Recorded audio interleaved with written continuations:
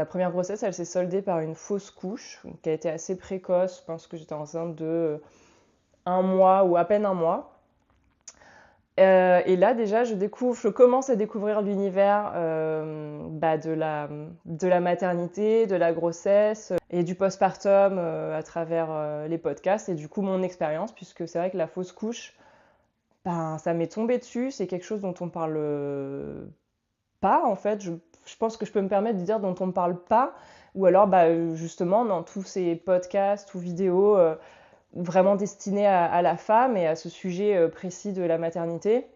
Donc ça a été un certain coup et ça a été toute la découverte d'un univers en fait où on se sent seul, on se sent pas vraiment d'en parler en plus parce que j'étais au bureau en fait quand j'ai fait cette fausse couche et qu'est-ce qu'on dit c'est vachement intime. J'ai eu un arrêt donc on m'a demandé ce qui se passait. J'ai dit je veux pas en parler. J'ai dit voilà c'est quelque chose de trop personnel pour en parler mais donc on se retrouve avec cette expérience physique et émotionnelle à supporter quasiment toute seule. Parce que bon, même si on a un conjoint, physiquement, il n'est pas forcément à même de comprendre ce qu'on traverse aussi.